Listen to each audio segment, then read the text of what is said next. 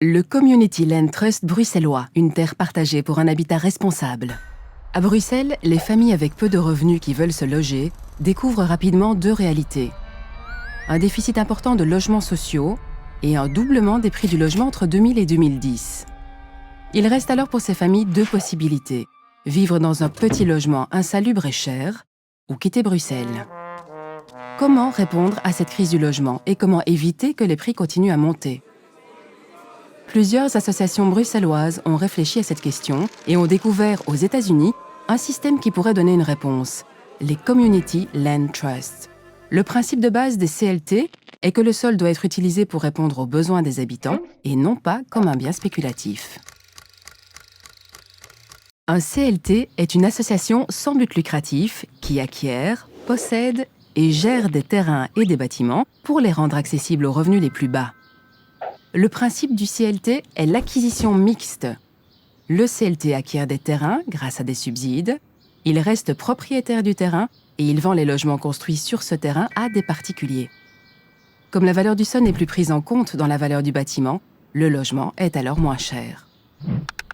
Pour garantir que ces logements restent accessibles pour des bas revenus, un propriétaire CLT qui veut vendre son logement doit le faire à un prix plafonné. Il pourra récupérer tout ce qu'il a investi et une partie de la plus-value. Tout le monde gagne à ce système. Le premier propriétaire a la possibilité de vivre tranquillement dans sa maison, de construire un petit capital et ses enfants peuvent hériter de la maison. En cas de revente, ce logement reste accessible pour d'autres familles sans qu'un nouveau subside soit nécessaire. Ce mécanisme permet d'éviter la spéculation immobilière et rendre accessibles les logements pour des faibles revenus génération après génération. Selon ces mêmes principes, le CLT peut aussi développer des commerces de proximité, des entreprises d'économie sociale, des espaces culturels et communautaires. Toutes ces activités permettent de créer de l'emploi pour les habitants du quartier. Le CLT est une association de membres. Tous les propriétaires sont automatiquement membres et d'autres personnes intéressées peuvent le devenir. Il y a 3 types de membres et tous sont représentés dans le conseil d'administration. Les ménages qui sont propriétaires d'un logement, les riverains et la société civile, et les représentants des pouvoirs publics. Chaque groupe dispose d'un tiers du pouvoir de décision. Dans le CLT de Bruxelles, les familles qui veulent acheter un logement participent déjà bien avant qu'ils soient propriétaires. Ils deviennent membres du CLT, ils épargnent, ils définissent le projet architectural de leur futur logement, tout ça collectivement avec les autres futurs propriétaires. Le CLT est un modèle de responsabilité sociale partagée. Il s'engage à gérer la terre comme un bien commun, à ne jamais la restituer aux logiques du marché et garantir perpétuellement son usage social. Il permet à des ménages pauvres de devenir propriétaires de leur logement et de s'impliquer dans un projet participatif, solidaire et convivial. Le CLT Bruxelles partage tous ces principes. Depuis 2013, il est reconnu par la région bruxelloise et reçoit des subsides qui lui permettent de développer des projets partout dans la ville, ensemble avec les futurs habitants et des associations partenaires.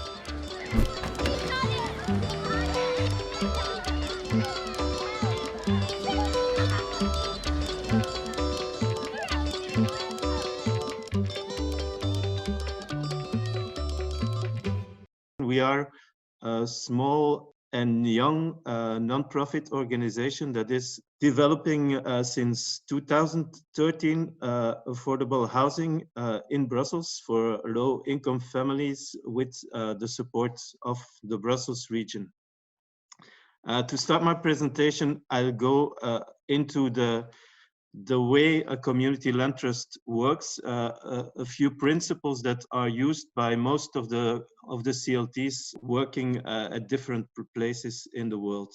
This billboard shows the philosophy and the economic thinking behind community land trust, inspired by a 19th century thinker, Henry George. And the idea that most of you will probably know is that land value is created through the investment of public investment and community investment, and it is the private owner who benefits and creates wealth from this, which is a system that creates a lot of inequality and injustice, and that in fact what community land trusts want to do is inverse the logic, and by bringing land ownership to the community, also bringing this wealth to the community. The first community land trust to be created was one in Albany, Georgia, in the south, the rural south of the United States,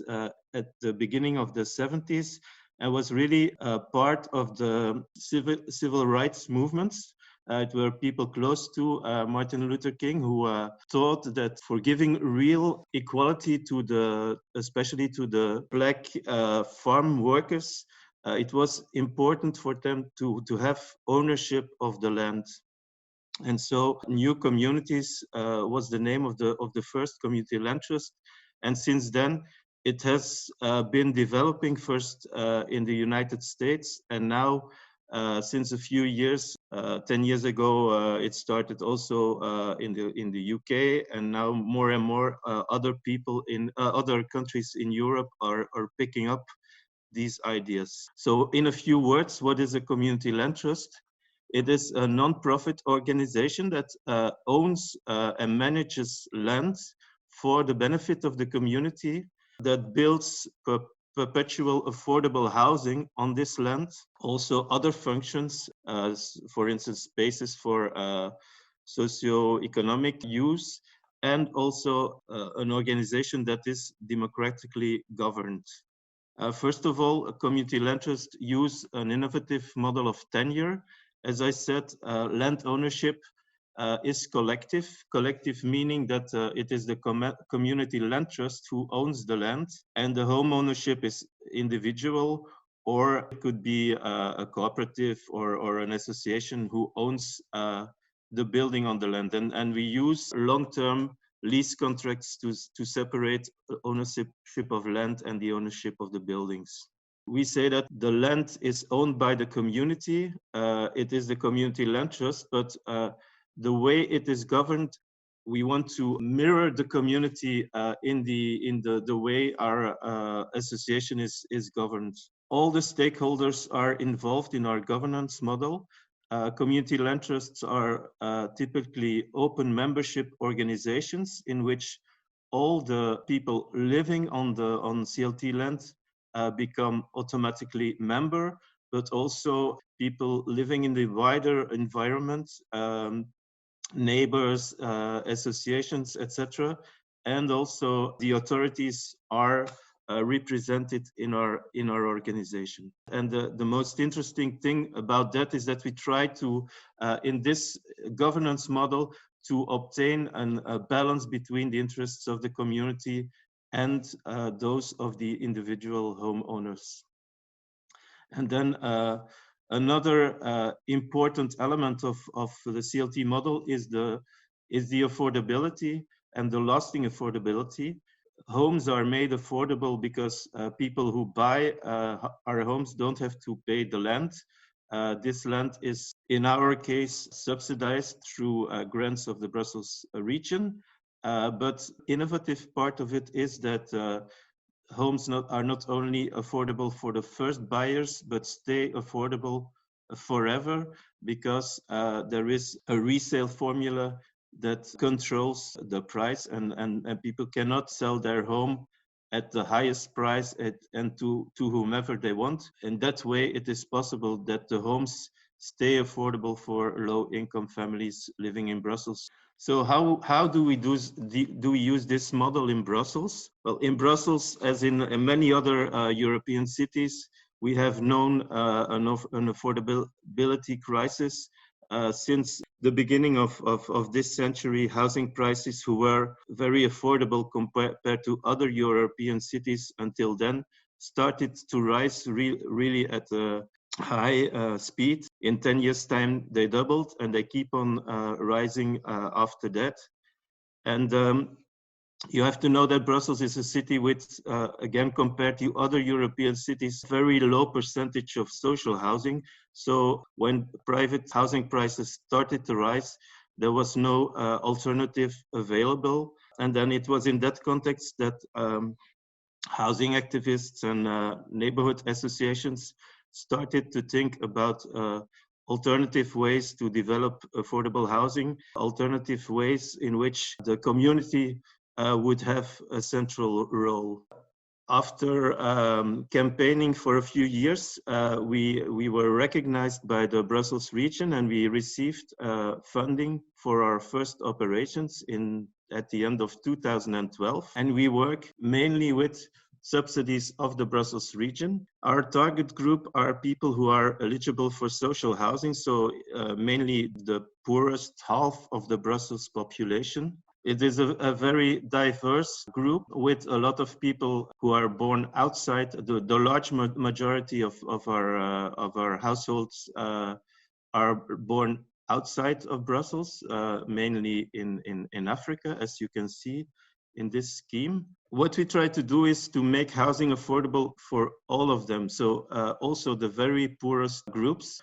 To do that, as I said, we use subsidies of the Brussels capital region, and these subsidies go into buying the land, but also a part of the building is subsidized to make it affordable, and the rest is paid by the household through mortgages. To be able to make these homes affordable for all of these people, we use different price categories according to the income of the people, and the idea behind that is that everyone should be able to buy a home while not paying more than 1/3 of his income to the mortgage. A few words about the resale formula we use. So as I said, our homes are financed partly through subsidies of regional government and partly by the households who buy the homes. And the subsidies are partly used for buying the land and a part of it for subsidizing a part of the building. When the households, after a few years, would like to sell his home, we will re-estimate the value of the home, and then we will set the maximum resale price at the part of the home that has the price that has been paid by the homeowner when he bought his home, and 25% of the estimated extra value, which makes this housing this price. And compared, if we see to other examples in the United States, for instance, where they use this formula for 30 years, and now we see that using similar formulas, housing prices stay up to the index and even become relatively more affordable each time the house is sold. So that is that was on building the homes. Another important part of our work is building community. The way we work, we use two legal entities, foundation and a non-profit organization. The foundation is the one who owns the land, who does nothing more than preserving the land, and then the non-profit is in charge of all the operational aspects. And both bodies are governed by a tripartite board. 1/3 of the board members are residents, 1/3 are members of the larger community, and 1/3 are representatives of the regional government. All our own homeowners and even all people who are registered to buy a home automatically become member. Today we have some 500 households who are a member of the association, and also other interested citizens can become member of our organization. And then as a member, they are part of the General Assembly, where the main decisions are taken. Apart from the way our organization is governed, also in our operational aspects, participation and co-creation are very important. Typically, when we start a new project, when we buy land, for instance, we start organizing architectural workshops in which we involve our members and the neighbors and the associations of the neighborhood where we want to develop housing, to evaluate the needs of the residents, the needs of the neighborhood. And then based on this analysis, we will integrate certain elements in the public tender that we address to the architects. We have the help of the BMA for this aspect of our work. And whereas until lately we worked with external developers, other housing associations, since 2 years, CL2B is now the developer himself of the homes, which gives us a bit more flexibility to really integrate these aspects in the way we develop the homes. And then it's not only before starting the project, it's also through the building process that the future residents are involved. They meet every other month to accompany the preparation of the projects. They start collective saving funds.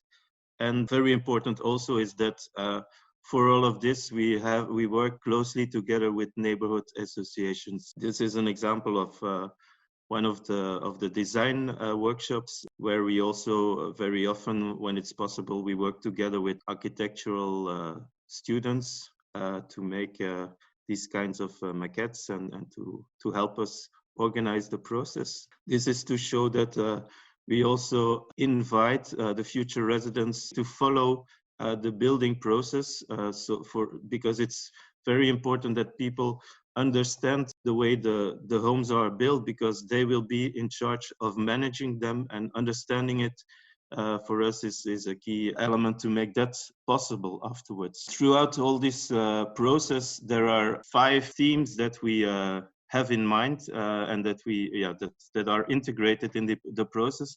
The first one is the building. That relates to what I said, and people become owner of their homes. They are in charge of managing the condominium and in charge of maintenance of their own home. So it's important that they fully understand how it works and what are their responsibilities. Second subject is the management of the home ownership association. A third one is group dynamics, because learning people or helping people to take collective decisions together. And then another dimension is the neighborhood dimension. So helping homeowners to integrate into the new communities where they come. As I said, we have very large partnerships who are important to the way we work. We work with a social housing agency for mortgages.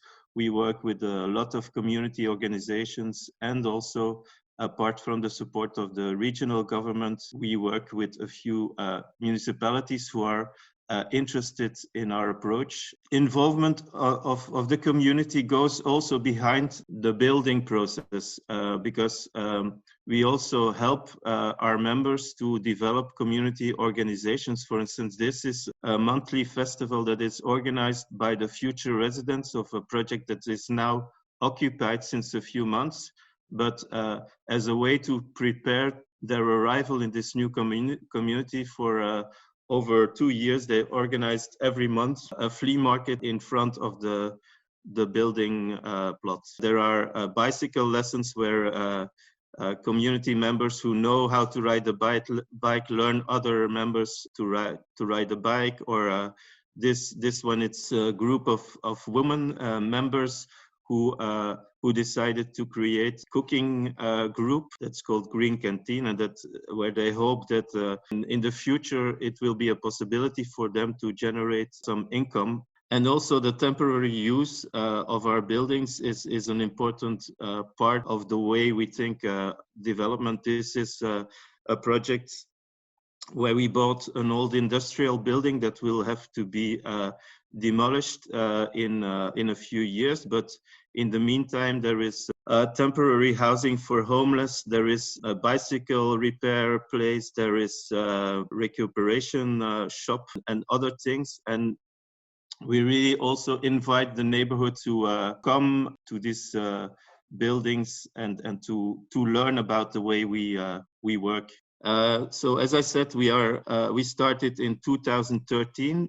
For the moment, we have 3 projects that are occupied for a total of 50 homes. There are some 80 more in the building process, and then some 80 more where we are owner of the land. This is our first project along the canal side in Brussels. That's, you can see here also, we are mainly, Brussels is composed of 19 municipalities.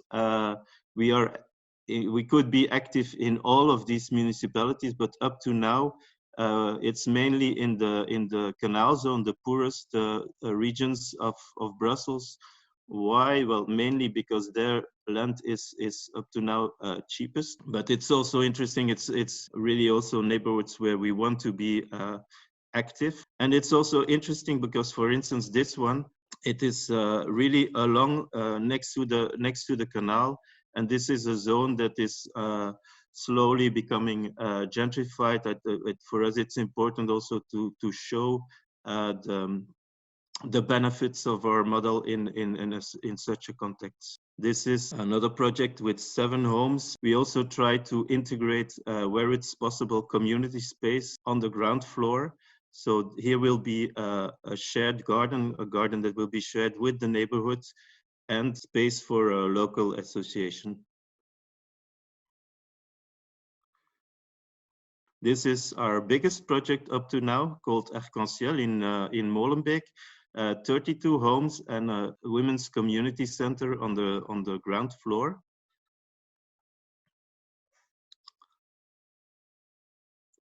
You see the people while signing their contracts and becoming homeowner, most of them after being on the private rental market, very often in very bad conditions. Now they become owner of their own home, new qualitative apartments. We do not only do new buildings. This is renovation of a building not far from our first project, also in Molenbeek. This is a project that is called CALICO, and it is 32 homes, but this is very different than our other projects because we use European funding for this one. It's a project financed partly by the Urban Innovative Actions program. And on top of our classical way of development, here is also a strong focus on community, solidarity, intergenerational living, also strong attention for the gender dimension of housing.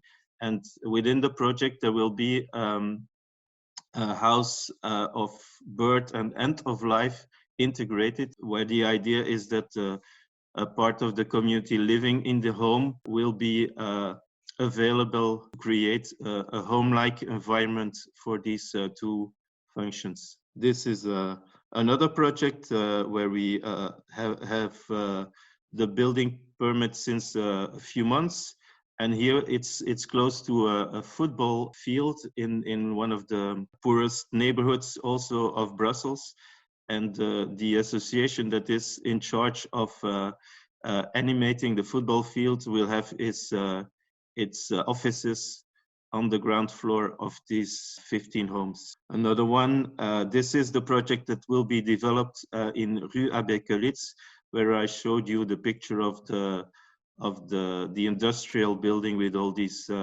temporary uses. This will be the project that will be developed there in 2 years. We'll start building. This is part of a wider new sustainable neighborhood developed by the Regional Development Agency, and we have the possibility to do a small project of some 15 homes within this new zone. In addition to the CALICO project that Geert mentioned, which is a UIA project, we have been also the initiators of an Interreg Northwest Europe project called Sustainable Housing for Inclusive and Cohesive Cities that we already mentioned a couple of times, I think. And here really the idea is to actually show the case for community land trusts and show that they are indeed a very promising answer to many of the challenges that European cities face, such as rising housing prices, such as gentrification, and also the fact that in many cities public land has been privatized and has become ever more expensive. The fundamental idea of community land trusts is that obviously whatever is done on community land trust ground should be put in the interest in the community interest, and I think this is really something that is attracting more and more, including local authorities and and regional and national authorities to this model. So we initially were for so-called pilot projects, which includes us, with also the Community Land Trust of London, the one in Ghent, so here in Belgium as well as the city of Lille, who was launching at the time the first so-called OFS, which is more or less the French version of community land trusts. So since we started the project in September 2017, we've seen a really major kind of like a take-up of the model across Europe, which was really the objective of the project. We've seen how many CLTs have been spreading all over the Northwest Europe zone, but also beyond, with some first experimentations going on in Berlin, in Amsterdam, but also the strong interest from cities like Barcelona that also see the interest of pulling together public land to make it available for community-led projects.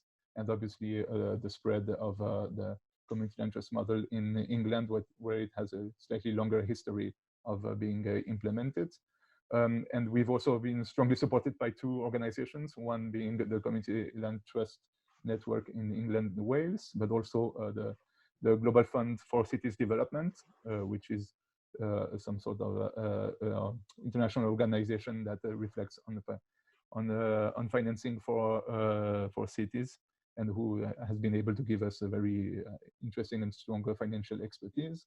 So far we have about 170 community land trusts that are either already existing or in creation across Europe. So this only includes urban community land trusts, because there's also the whole set of rural community land trusts, especially in England and Wales. But since we're focusing on the urban, on the cities here as well, I will just focus on those. So we are extremely pleased with the way the project has progressed, and we were also very pleased to see that this progress has been recognized this year by the Regio Stars Award. So we were granted the Regio Stars Award in the category of community urban development. So yes, here, thanks. If you go to next slide. So I've seen a couple of questions popping up in the chat also about scaling up and funding. So this is actually exactly what we're looking into at the moment. So indeed, scaling up both by the fact that CLTs are spreading to different urban cities and in different urban contexts is very much what we are focusing on right now. So the idea being, of course, ensuring that we can benefit from the learnings from each other with peer-to-peer learning sessions, but also putting together some more general guides on how to set up a CLT, which obviously is quite a broad question, but just sort of trying to put together a few questions that you should be asking yourself if you want to start a CLT, and also kind of making sure that we can look into potentially other sources of funding. So at the level of here in Brussels, we are actually setting up, as we speak, a land cooperative, which I will come back to in a second, which aims to attract private and citizen funding in order to be able to acquire land and make it available for community-led projects, and also as well as fundraising towards the charities sector and also citizens. But also we are looking at the EU level into setting up a financial intermediary for CLDs, which would allow us to access things such as loans from the Urban Investment Bank, but also other types of grants. So we are actively working on this at the moment, and very soon going to be launching a feasibility study in partnership with the European Investment Bank Advisory Hub in order to explore this a bit further. In terms of strengthening the model as regards the legal framework, we do have slightly different legal frameworks for CLTs in different places. Here in Brussels, we are right now in the process of hopefully soon being able to have like a legal framework that can sort of recognize community land trusts, because right now we are recognized in the definition of the local housing code, but we don't really have a formal legal framework for community land trusts. But this is obviously something that also a number of other countries are looking into. In France, there's a very strong legal framework, for instance, but in other countries, a bit less. And Geert talked a lot about how we try to also involve our community and how we emphasize our community work. So this is also something we are trying to strengthen both with people that are on our waiting lists, but also with people that have moved into our projects. And we really want to ensure this is something we work further on, and including that we work with them on putting together social economy projects that can also give them actually economic opportunities that are either directly linked or not directly to the community interests. But our vision is really that community interests can be an enabler for the social and solidarity economy at the local level and at the neighborhood level. And as also related to that, we are also trying to expand into other types of housing. So we've been doing ownership housing so far, but we're also looking into rental housing, which will be part of the CALICO project we mentioned, intergenerational aspects that are also part of the CALICO project we mentioned, but we're also looking into developing, but also kind of really seeing how community interests can be a backbone to the local social economy by creating community centers and offering spaces for social economic companies. Here, if we go to next slide, please.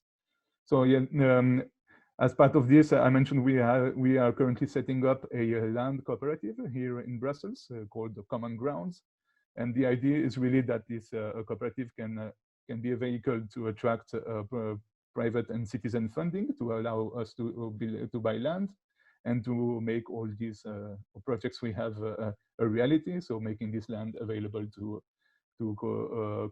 co-housing projects, for instance, for people with disabilities, or for intergenerational projects, but also for social economy organizations. And we are pretty much, we have been setting up this land cooperative together with a number of social economy actors here in Brussels, with the idea that it would really be some sort of a vehicle for boosting the social economy and also making more affordable housing available in Brussels. So we have a really high hopes that this will be a great success. And I think we'll leave it there for now. So thanks a lot for your attention.